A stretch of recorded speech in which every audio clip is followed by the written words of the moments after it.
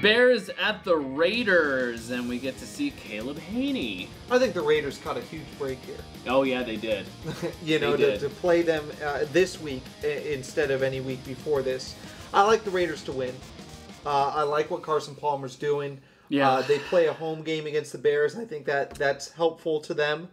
I think Palmer and Michael Bush, which we still don't know much about McFadden and when or if he's coming back. We were talking about that earlier. We're just not hearing a lot about his injury. But Michael Bush is playing so well. Marcel Reese is running the ball. He really is. Tywan Jones is running the ball. They got a stable of backs. They got a lot of great wide receivers. Even when Jacoby Ford goes down and Darius Haywood-Bay goes down, which they're both questionable with various injuries, still got Chaz Shillings. You still got Denarius Moore.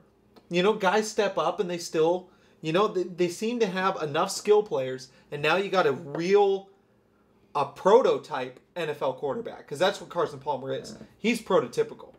He's 6'6", big strong arm, knows defenses, all that stuff. He's the machine that you build to play NFL quarterback.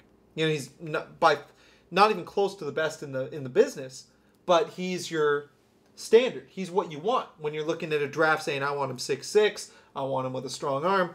Anyhow, now he's got. What do you think about Oakland's defense?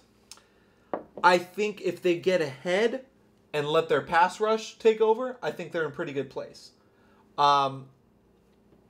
Still, I don't think teams have a huge problem moving the ball against them. Haney may have a hard time moving the ball against him. And Matt Forte was taken away by the Chargers, and the Chargers aren't a great defense either. But they did a really good job against Matt Forte, and Jay Cutler was the one who led them to that victory. So I'm going to take the Raiders in this game. I think it's going to take Haney a little while to get going, and he may not even get that chance if Kyle Orton does come in. Bears, 2 really tough games, this one and Green Bay. Other than that, they got Kansas City, Denver, Seattle, Minnesota. As for the Raiders, they have Kansas City and San Diego. Those would be the 2 easiest games on their schedule. But look at this the rest of the way. They got to beat Chicago. Because other than that, they got a pretty tough Miami team that we're looking at now. Green Bay and Detroit on their schedule.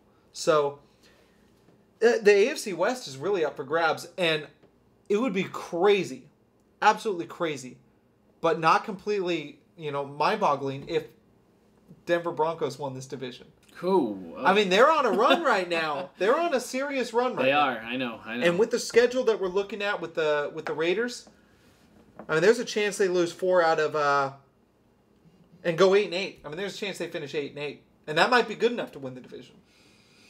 We'll see. I'm going to take the Raiders in this game as well, and it kills me because I'm such a Bears guy this year. Yeah. But a lot of that was Cutler-based. And actually, you make a good point. Matt Forte has not been so dominant lately. He got bottled up by the Chargers. So, without that, what do you do?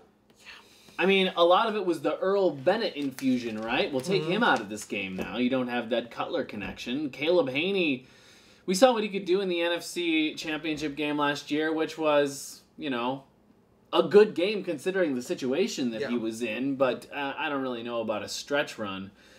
I'm going to take the Raiders for all the reasons that you said, and I'm such a buyer on Carson Palmer now. I mean, it was clearly just 2 weeks of growing pains, and now a bunch of weeks of him being a really good NFL quarterback on a really good team. Favorites to win the AFC West again. And you got to like that trade now, right? Oh, yeah. Still, I mean, I love it for the Bengals as much as I love it for the Raiders. Yeah. Because the Bengals got a bounty, and they're going to be strong for the years to come.